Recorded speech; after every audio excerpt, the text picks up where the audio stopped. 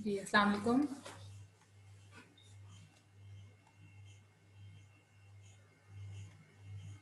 आपको आवाज़ आ रही है?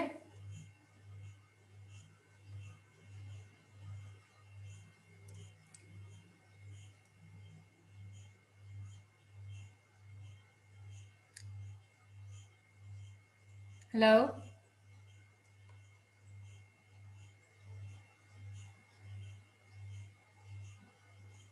जी तबस्सुम, आपको मेरी आवाज़ आ रही है नहीं आ रही?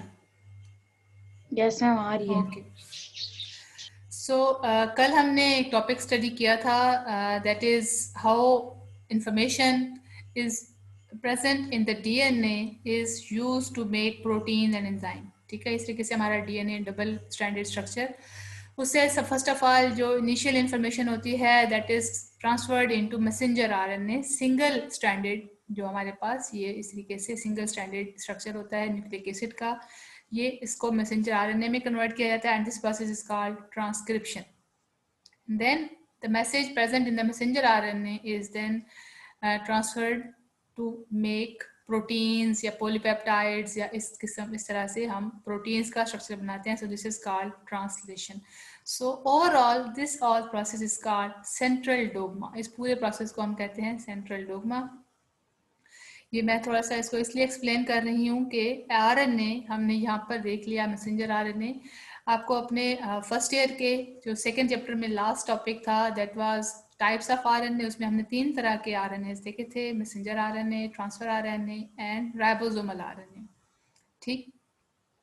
मैसेंजर आरएनए देख रहे हैं जैसे कि आपने यहाँ पर इसी डायग्राम में देख लिया कि इसमें फर्स्ट ऑफ ऑल इनिशियली सारा message present in the DNA is first converted. इस पहली दफ़ा यहाँ पर मैसेंजर आरएनए बनाया जाता है, तो इट मीन्स कि जितना भी मैसेज होता है डीएनए में it is saved here in messenger RNA. फिर उसके बाद क्या होता है कि जो हमारा राइबोसोमल आरएनए होता है, राइबोसोमल आरएनए का काम होता है प्रोटीन की सिंथेसिस में, क्योंकि वो वाला आरएनए राइबोसोम्स के साथ प्रेजेंट होते हैं और वो न्यूक्लियोलस में प्रेजेंट होते हैं, वो वाले राइबोसोमल आरएनए, और उनका काम प्रोटीन की सिंथेसिस और देन उनकी ट्रांसपोर्ट.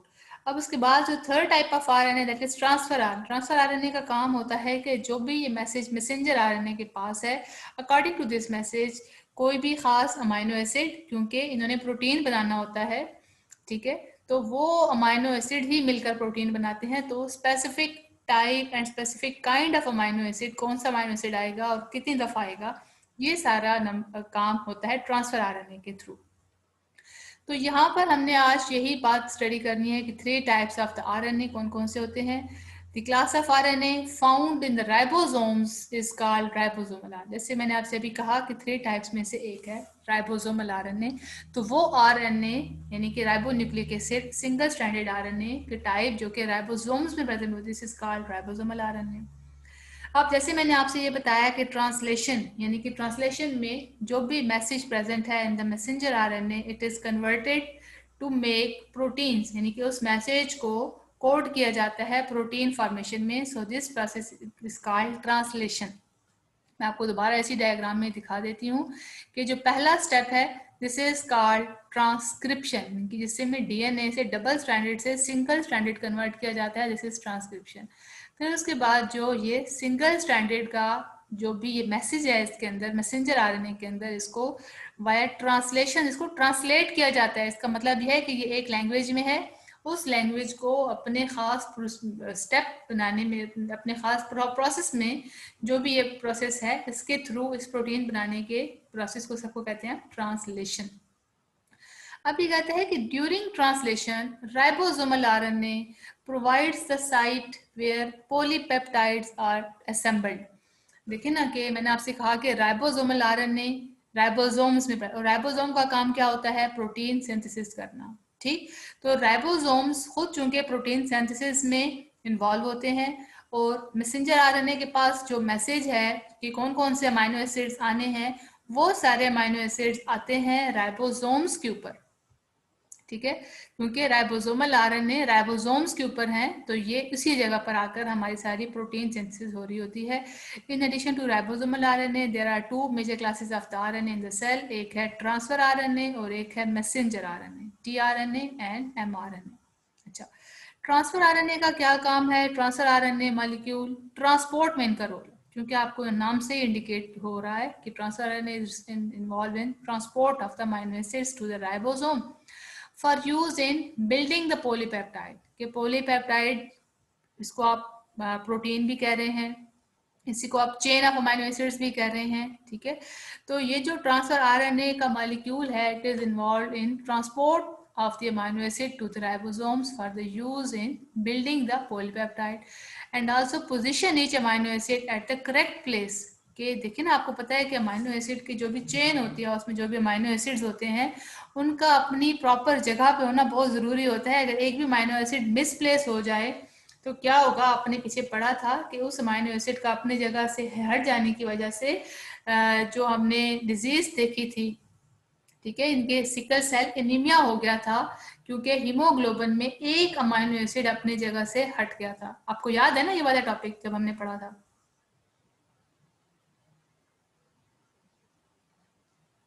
जी तबस्सुम, समझ आ रही है मेरी बात की या नहीं आ रही? Yes sir.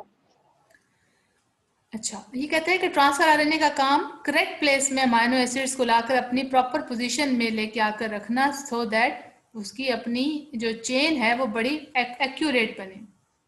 So, human cells contain about 45 kinds of transfer RNA। Multiple choice के हिसाब से इंपॉर्टेंट है कि कितने टाइप्स के ट्रांसफर आरएनए पाए जाते हैं। There are 45 different kinds of transfer RNA molecule. अब यहाँ से आगे बात शुरू हो गई मैसेंजर आरएनए। मैसेंजर आरएनए कैसा होता है? Are the long strands of the RNA that are transcribed. देखिए, ट्रांसक्रिप्शन से बन रहा है मैसेंजर आरएनए, ठीक। Messenger RNA, they are long and strands of RNA that are transcribed from DNA। आपको अपनी ऊपर वाली डायग्राम ही ज़हन में रखनी चाहिए कि वो DNA से बनते हैं। And they travel to the ribosome. देखिए ना, ये मैसेज लेके आ रहा है, कहाँ पे लेके आ रहा है? राइबोसोम्स के पास, क्योंकि राइबोसोम उसको वो जगह प्रोवाइड करता है कि उसी जगह पर आकर प्रॉपर अमीनो एसिड्स अपनी अपनी जगह पर आकर लग जाएं in the correct position for the formation of polypeptides, ठीक। To direct precisely which amino acids are assembled into polypeptide, ताकि कौन कौन से अमीनो एसिड्स आके हमारी पॉलीपेप्टाइड बना रहे हैं। ये टाइप्स क्लियर है? Transfer RNA, messenger RNA and ribosomal RNA, ठीक है। अच्छा, आज हम अपना अगला टॉपिक स्टार्ट कर रहे हैं, दैट इज जेनेटिक कोड। थोड़ा इजी टॉपिक है, इसलिए मैं इसको आज पढ़ा रही हूँ, ताकि जब ज़्यादा लोग आएंगे तो हम थोड़ा सा कम्प्लेक्स टॉपिक बाद में स्टार्ट करेंगे। जैसे कि आपको पता है कि डीएनए के अंदर हमारे पास एडनिन, ग्वानिन, साइटोसिन, थायमीन, सब के सब न्यूक्लियोटाइड्स होते हैं। जी मैं आपको अभी की बुक के इस पेज पे दिखा रही हूँ, देख लें यहाँ पर कि डीएनए आपको पता है कि एक पूरा लॉन्ग चेन होता है, ठीक है। आपको इस डायग्राम में ये सारी चीज़ नज़र आ रही है, या आप यहाँ से ये देख लें।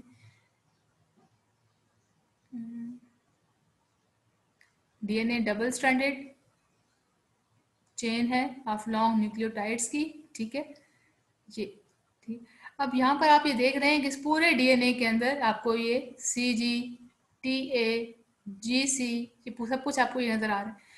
तो अब आपको ये भी पता है कि यहाँ पर जीन्स भी हैं, ठीक है। तो जिनका रोल क्या है? अब ये जो पूरी इंफॉर्मेशन है कि ये सारी इंफॉर्मेशन यहाँ पर डीएनए के ऊपर है, लेकिन कोई तो इसकी यूनिट होगा ना कि एक अमीनो एसिड को सिंथेसाइज कैसे करना है। तो ये 3 न्यूक्लियोटाइड्स मिलकर एक अमीनो एसिड को कोड करते हैं। अब हर एक अमीनो एसिड के लिए एक बड़ा खास किस्म का जेनेटिक कोड होता है, and this is all about which we are going to study today. कि आज जो हमने पढ़ना है, जैसे कि आप ये देख रहे हैं कि 3 तरह के न्यूक्लियोटाइड यू, ठीक है। ये हमने पढ़ा था ना कि यूरासिल होता है। जैसे कि अगर आप सी, साइटोसिन, थायामीन, एडनिन, मतलब ये सारे 4 देखे ना, UCAG। ये हम आरएनए की बात कर रहे हैं, क्योंकि आरएनए में हमने कहा था कि थायामीन नहीं होता, उसमें यूरासिल होता है। तो यू ट्रिपल यू मिलकर फिनाइल एलानिन को इनकोड करेंगे। इसी तरीके से UUA मिलकर ये सब अमाइनो एसिड्स हैं, ल्यूसीन, आइसोल्यूसिन, वायलिन, ठीक है, प्रोलीन, सीरीन, ट्रायोसिन। अब कुछ कोडोन ऐसे भी होते हैं कि जो इस ट्रांसलेशन के प्रोसेस को स्टॉप भी कर रहे होते हैं ना, कि आप बस रोकते हैं यहाँ पर, तो ये स्टॉप कोडोन। कहीं पर स्टार्ट कोडोन भी होता है, ठीक है, कि स्टार्टिंग के लिए, starting of translation is started by एक खास किस्म का कोडोन होता है, that is start codon. Start codon and stop codon ये बड़े मखसूस किस्म के कोडोन होते हैं, ठीक है। जैसे कि आपको यहाँ पर ये नजर आ रहा है कि जैसे ये UAA, UAG, you uracil, A adenine और जी हमारा ग्वानिन, ठीक है। यानी कि uracil adenine adenine, uracil adenine guanine, uracil guanine adenine, ये सब जो हैं दीज आर नॉनसेंस कोडोन, यानी कि कोई चीज कोड नहीं करते, ठीक है। एंड यूजुअली प्रेजेंट जब ये एंड पर होते हैं तो ये स्टॉप कोडोन के तौर पर काम करते हैं कि अब मजीद ट्रांसलेशन को स्टॉप कर दिया जाए। स्टार्टिंग के लिए देखिए ना, मैं आपको ये चीज बताने जा रही हूँ कि हमारे DNA के ऊपर ये इतनी लंबी चेन होती है, तो कहीं से स्टॉप होना चाहिए, कहीं स्टार्ट होना चाहिए। फिर हर एक, जब आप देख रहे हैं ना कि इतने स्पेसिफिक अमाइनो एसिड हैं, इनको करेक्ट पोजीशन पर लगना चाहिए, तो इतनी इनकी करेक्ट पोजीशन पर लगने के लिए इनका जो कोडिंग इंफॉर्मेशन है वो भी तो करेक्ट होनी चाहिए। तो यूं स्टार्ट, स्टॉप और अपने मखसूस किस्म के अमाइनो एसिड के जनरेट होने के लिए ये जो हमारे कोडोन्स हैं, this are very accurate, very specific, यानी कि बड़े खास किस्म का ये जो हमारा जेनेटिक कोड है, यू यानी कि जो हमारे ये न्यूक्लियोटाइड का एक सीक्वेंस है, ठीक है, न्यूक्लियोटाइड का सीक्वेंस हमारे खास किस्म का अमाइनो एसिड को इनकोड कर रहा है। तो अब हम यहाँ से देखते हैं कि जेनेटिक कोड की डेफिनेशन की क्या है। This is basically combination of 3 nucleotide. जैसे मैंने आपसे कहा ना कि AGC हो सकता है, एडेनिन, ग्वानिन, साइटोसिन। GCU हो सकता है, मतलब कोई भी 3 आप आगे पीछे हो सकते हैं, ये बहुत ज्यादा होते हैं, there are about 64 in number, ठीक है। 64 इन नंबर होते हैं, डिफरेंट कॉम्बिनेशन होते हैं, यानी कि आप इनको आगे पीछे करके हमने लिखना होता है, और इनमें से हर एक का जो रिजल्ट होता है, जो ये अमाइनो एसिड को जनरेट कर रहे होते हैं, वो बड़ा प्रिसाइज होता है, डिफरेंट होता है। अच्छा, अब इसका काम क्या है, ये which specify a particular amino acid, ये खास किस्म के अमाइनो एसिड को जनरेट करते हैं। There are 3 nucleotides in the codon, हर एक कोडोन में 3 न्यूक्लियोटाइड होते हैं, बिकॉज अगर तो 2 न्यूक्लियोटाइड होंगे, फॉर एग्जांपल मैंने आपसे कहा ना AGC 3 है, ठीक है। अगर हम बात करें ये UUU, UUC, UUA, UUG, ठीक है। फिर इसके बाद UCU, UCC, UCA, UCG, 3 है। ये कहते हैं कि अगर तो इसमें 2 हो तो क्या हो, अगर कहते हैं कि अगर if because a 2 nucleotide codon would not yield enough combinations to code for 20 different amino acids that commonly occur in protein। देखिए ना, हमने पीछे फर्स्ट ईयर में ही पढ़ा था कि हमारी बॉडी में about 20 types of amino acids ऐसे हैं कि विच आर वेरी नेसेसरी, जो बहुत ज़रूरी, मतलब हमारी बॉडी के प्रोटीन्स बनाने में उनका बड़ा रोल है। अगर ये नहीं होंगे तो क्या होगा कि बॉडी की जो शेप है, जो बॉडी का स्ट्रक्चर है, वो डेवलप नहीं होगा। इसलिए कहता है कि विद 4 हमारे बॉडी में चूंकि है तो 4 nucleotides, adenine, guanine, cytosine, thymine, और RNA में थायमीन की जगह पर यूरासिल होता है, ठीक है। तो खैर अभी हम यहाँ पर चारों की बात करते हैं कि एडेनिन, ये ग्वानिन, साइटोसिन, थायमीन, एडेनिन। तो उससे क्या होगा कि अगर दो दो का ये पेयर बनाएंगे तो 16 pairs of the nucleotide could be form, ठीक है। आप अगर 2 को मिला लें, GC, GT, GA, CG, CT, TA, ठीक है, TG, TC, TA, तो ये सारे के सारे 16 पेयर्स बनेंगे। तो 16 pair they are less for the formation of 20 amino acid. मेरी बात समझ आ रही है?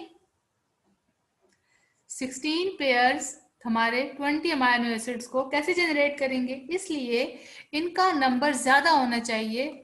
और ज्यादा कैसे होगा कि जब 3 यूनिट्स मिलकर, G पहले इन तीनों के साथ मिलेगा, फिर C इन तीनों के साथ मिलेगा, फिर T इन तीनों के साथ मिलेगा, फिर A इन तीनों के साथ, और ये अपने आप के साथ भी G, C, ठीक है। यानी कि 2 अगले और एक ये खुद, फिर 2 अगले, फिर ये खुद, फिर 2 अगले, फिर ये खुद। अच्छा, फिर 2 ये खुद, एक अगला, फिर 2 ये खुद, एक अगला, फिर 2 ये खुद, एक अगला। तो इस तरीके से 64 डिफरेंट कॉम्बिनेशंस बनते हैं। अब जब ये 64 कॉम्बिनेशन बन गए तो इट मीन्स कि now they are enough to code for 20 amino acids. अब 20 अमाइनो एसिड्स बड़े आराम से इन 64 कॉम्बिनेशन से बन सकते हैं।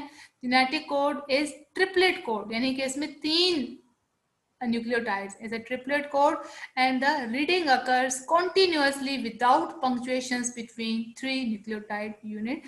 तो अब क्या होता है कि जो हमारा जेनेटिक कोड है ये कंटिन्यूसली इसकी रीडिंग, इसके ना मैसेज, क्योंकि इनके अंदर मैसेज है। मैसेज क्या है कि कौन सा अमाइनो एसिड लगना है। देखिए ना, इसका मैसेज ये है कि फिनाइल एलानीन, इसका मैसेज भी है फिनाइल एलानीन। UUA का मैसेज है ल्यूसीन, UUG का मैसेज भी है ल्यूसीन। अगर ये सारे इसी तरतीब में होंगे तो बार बार 2 दफा ये आएगा, 2 दफा ये आएगा, फिर 2 दफा ये आएगा, 2 दफा ये, 4 दफा ये आ जाएगा, क्योंकि इन चारों का मैसेज सीरीन बनाना है।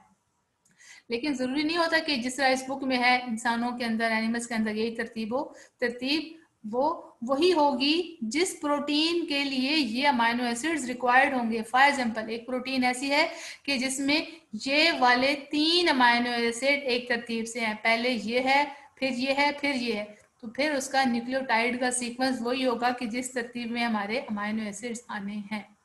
अच्छा, उसके बाद ये क्या कहता है कि आफ्टर क्रिक्स, हमारा जो वाटसन और क्रिक का मॉडल था इनिशियल, उन्होंने डीएनए का double stranded helical structure develop किया था। तो उसने बताया कि 3 साइंटिस्ट ने काम किया। कौन कौन scientist? Marshall Nirenberg, Philip Leder and Hargobind Khorana. उन्होंने ये तमाम की तमाम 64 कोडोन्स को टेस्ट किया by making artificial messenger RNA.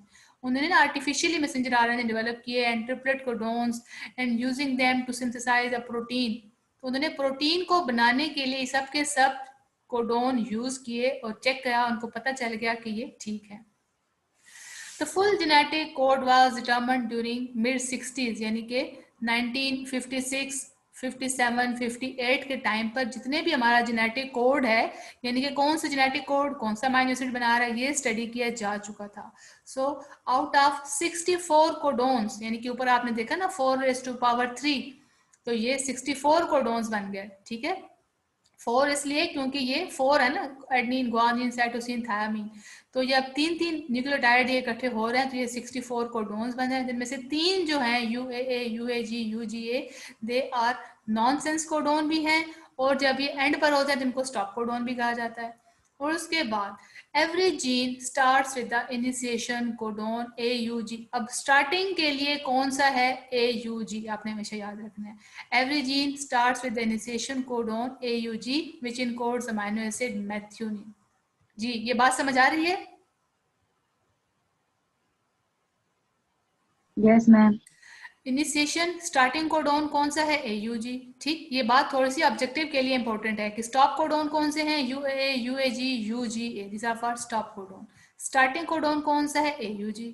ठीक, क्योंकि ये मेथियोनिन को कोड कर रहा है। अच्छा, अब ये कहते हैं कि जेनेटिक कोडोन इज यूनिवर्सल। बड़ा इंटरेस्टिंग पॉइंट है ये, यानी कि बैक्टीरिया से लेकर बड़े इंसानों तक सब में जेनेटिक कोड हमारा यही होता है। यानी कि अगर वायलिन बनाना है तो बैक्टीरिया में भी वायलिन इन्हीं चारों से बनेगा। ह्यूमन बीइंग में अगर वायलिन अमाइनो एसिड बनना है तो भी इसी से बनेगा। ठीक, it is same in almost all the organism. For example, AGA क्या स्पेसिफाई कर रहा है? ये आर्जिनिन बना रहा है। ये बैक्टीरिया में भी बनाएगा, ह्यूमन में भी बनाएगा, and all other organism whose genetic code has been, मतलब जिन जिन का जेनेटिक कोड स्टडी कर लिया गया है उन सब में हमने देखा है कि AGA स्पेसिफाई, यानी कि AGA ट्रांसलेट कर रहा है आर्जिनिन अमाइनो एसिड को। अब इतना ज्यादा आपने यूनिवर्सिटी देखी, यूनिवर्सिटी यानी कि सब में एक ही जेनेटिक कोड है, इंसानों में, एनिमल्स में, प्लांट्स में, बैक्टीरिया में। तो हमें यहाँ से ये फील हुआ कि genes can be transferred from one organism to another. देखिए ना, जीन्स के अंदर न्यूक्लियोटाइड वही है, न्यूक्लियोटाइड का सीक्वेंस वही है। ठीक है, कि अगर जीन्स आप देख रहे हैं कि जीन्स के अंदर न्यूक्लियोटाइड का सीक्वेंस अगर वही हो रहा है तो आप जीन्स को चेंज, यानी कि अगर आपको एक खास अमाइनो एसिड वाला जीन चाहिए तो आप वो जीन कहीं से भी लेकर दूसरे ऑर्गेनिज्म में ट्रांसफर कर सकते हैं and be successfully transcribed and translated in their new host। तो वो अपने न्यू होस्ट में जाकर आराम से अपना ट्रांसक्रिप्शन एंड ट्रांसलेशन का काम कर सकता है। The study of genetic code of mitochondrial DNA, however, showed that genetic codon is not that universal. लेकिन जब माइटोकॉन्ड्रिया का डीएनए स्टडी किया गया तो वहां पर हमें पता चला कि ये वाला जो डीएनए है ये यूनिवर्सल नहीं है, क्योंकि मिसाल के तौर पर UGA, अभी हमने ऊपर देखा UAA, UAG एंड UG, ऊपर हमने 3 देखे ना codon, UAA, UAG and UGA।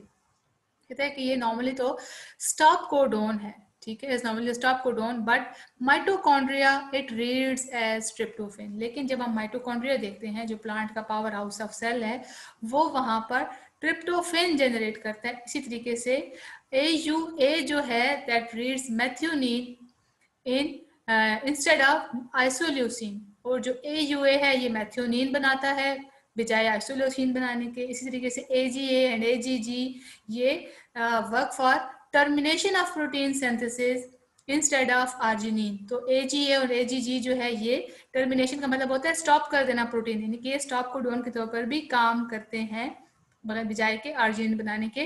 तो यहाँ से हमें ये पता चला कि genetic code is not quite universal, यानी कि ऐसा नहीं है कि पूरी यूनिवर्स में जेनेटिक कोडोन एक जैसा है, यानी कि बहुत हद तक एक जैसा है, लेकिन कुछ चीजें ऐसी भी हैं कि जो वहां पर थोड़ी सी डिफरेंट भी हैं। वो ये वाले जो जेनेटिक कोडोन है, in some species they are translating some other amino acid, while in some other species of human being and the plants and in the internal structures of the organelles, they are transcribing and translating some different amino acid। ये बात समझ आ गई आपको? Clear है ये point genetic code वाला? ये मैं कोई टॉपिक यस मैम। ये कोई चीज रिपीट करूं इधर में?